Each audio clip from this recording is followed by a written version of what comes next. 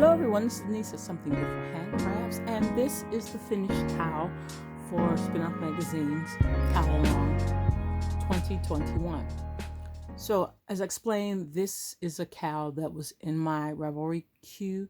It's the Waves, Ripples, and Currents, and it's been in my queue for since 2013. And I just kind of forgotten about it, so when I went looking for the cowl search, this one popped up. I figured I'd go ahead and do it. And for the most part, it was working out okay. I don't really work with charts. I don't really like them. And so I try to find patterns that have, they're written out as much as possible. So this one did have a written out part and then the charted part. There were 3 charts, 3 written out sections. And so I followed the written out section for chart 1 and went perfectly fine. For chart 2, it went perfectly fine. When I got to chart 3, there was a little difficulty there.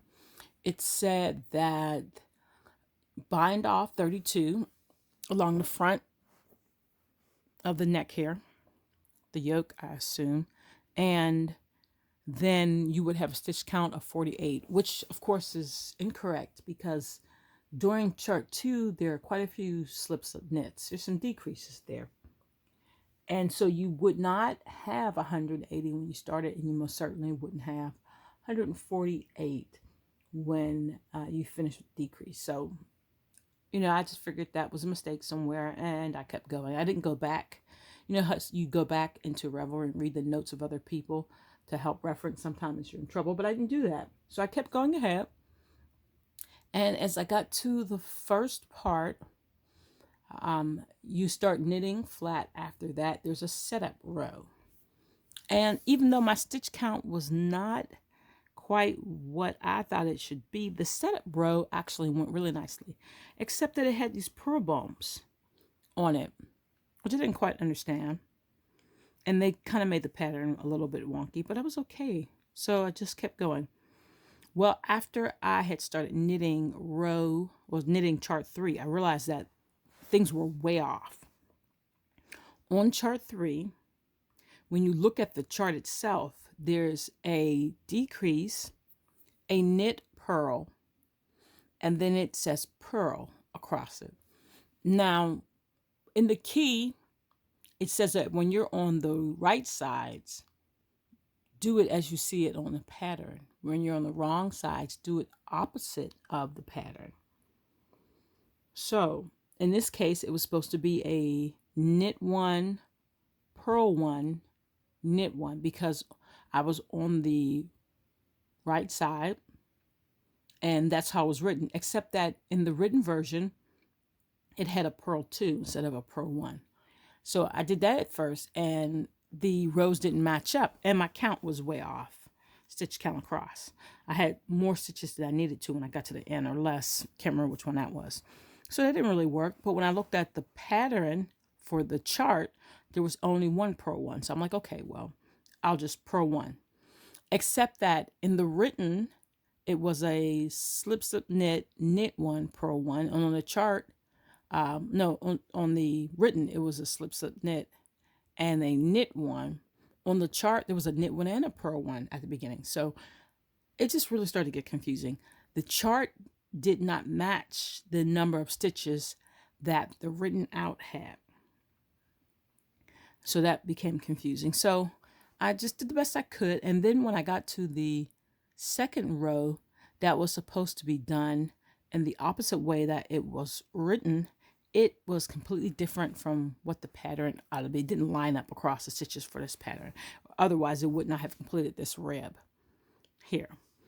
So I frogged it back down, started again, and it wasn't working out. I was winding up with too many extra stitches over on the sides that I would need to bind off, but it was really irregular. There'd be 3 over here and 2 over here, and then I would think, oh, if I bind off those stitches, then the stitch count will be even again, will be okay. But then next round, there'd be 4 to bind off and 3 over here.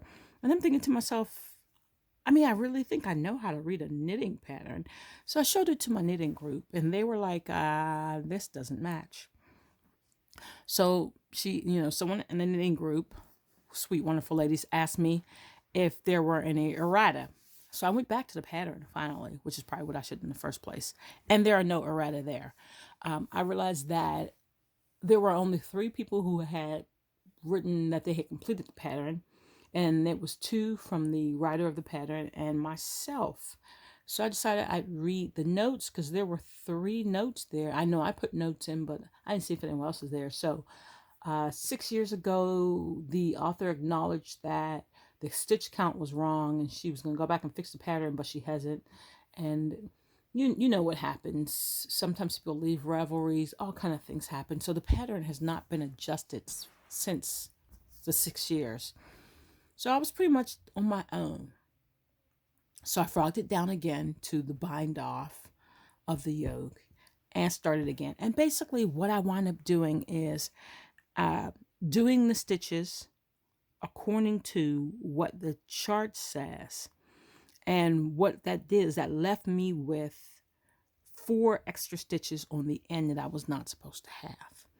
So at the ends of the, and also what I discovered too is that if I followed the pattern, the neck was going to be way too tall for me. So when I did the setup round, which you can see on the inside here, and I wound up turning this inside out because that setup round is ugly. I should have done it inside out, the opposite way of what the pattern said, and it would have came out like this on that side.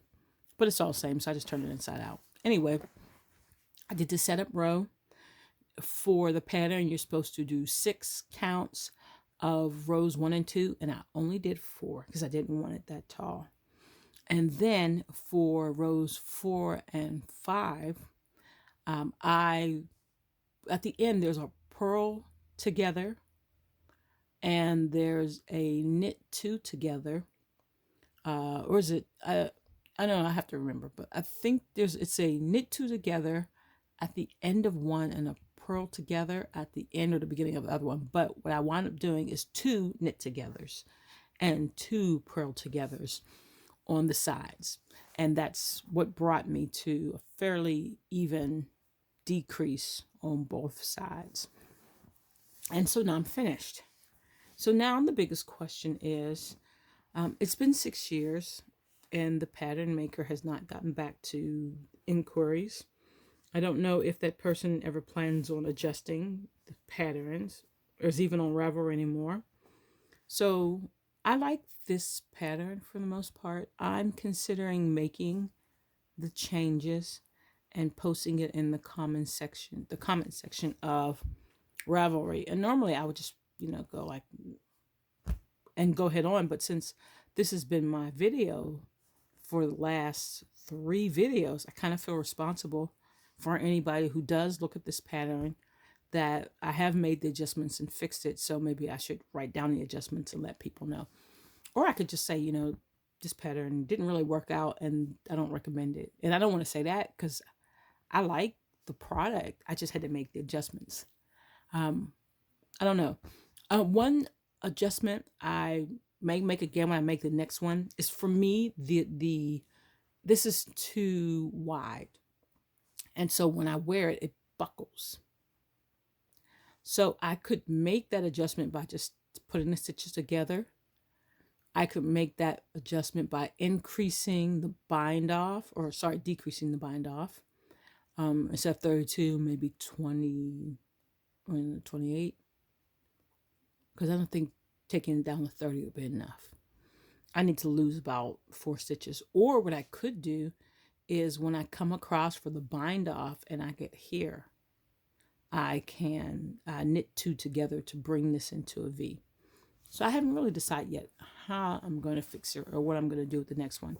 I also do want to say that when it came to the BFL, it did feel really coarse when I was spinning it. I was not very pleased with it. After I steam blocked it, or even before I steam blocked it, after I actually knit it and put it on, I don't have any problems with the BFL touching the back of my neck. For some reason, like I'm touching it, it just feels really rough, but it didn't seem to bother my neck at all. And chances are I'll be wearing a turtleneck anyway. So I'm perfectly fine with this yarn.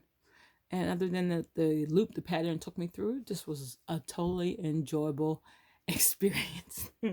Okay, so if you do decide to do this pattern, because it is really cute, let me know, and I guess maybe I will write down into detail the adjustments I actually made while I was knitting. Or, I mean, hey, you can just kind of fudge it if that's the way you do things too. Nothing wrong with that. I don't want to discard a pattern when I can make adjustments to it and make it actually work. That's it for the cowl along. Time for me to move on to some more projects and some other things. Of course, as always, I've got things in planning, but if you have any questions, suggestions, or any thoughts, let me know down in the comments. I'd be happy to make a video. Have a great day. Stay safe.